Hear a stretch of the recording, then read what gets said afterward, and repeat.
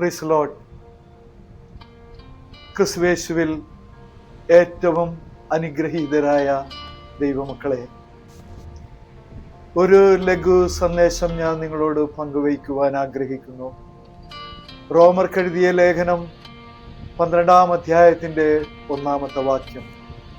അതിങ്ങനെയാണ്: ആകയാൽ സഹോദരന്മാരെ, ദൈവത്തിൻ്റെ മനസ്സലിവോർപ്പിച്ച് ഞാൻ നിങ്ങളെ പ്രബോധിപ്പിക്കുന്നത്, നിങ്ങൾ ബുദ്ധിയുള്ള ആരാധനയായി നിങ്ങളുടെ ശരീരങ്ങളെ ജീവനും വിശുദ്ധിയും ദൈവത്തിന് പ്രസാദകരവുമായ യാഗമായി സമർപ്പിക്കും.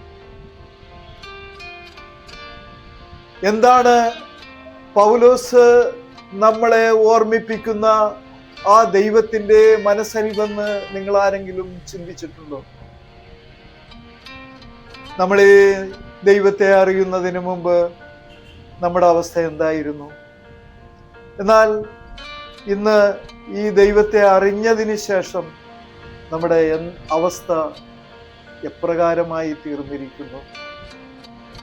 ദൈവം നമുക്കെല്ലാം തന്നില്ലേ? ദൈവം നമുക്ക് പാർപ്പിടം തന്നില്ലേ?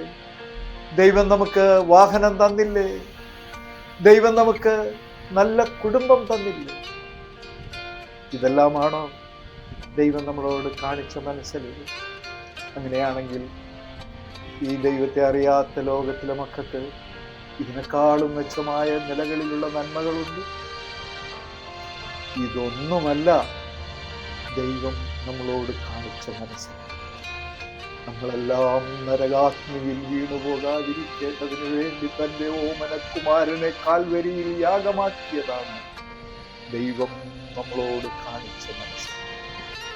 അതുകൊണ്ട് നമ്മൾ ബുദ്ധിയുള്ള ആരാധനയായി നമ്മുടെ ശരീരങ്ങളെ ജീവനും വിശുദ്ധിയും ദൈവത്തിന് പ്രസാദകരവുമായ യാഗമായി നമുക്ക് സമർപ്പിക്കാം. നമ്മുടെ ഉടമസ്ഥാവകാശം നമ്മുടെ കർത്താവിനെ ഏൽപ്പിച്ചു കൊടുക്കാം. ഈ വചനങ്ങളാൽ ദൈവം നമ്മെ അനുഗ്രഹിക്കും.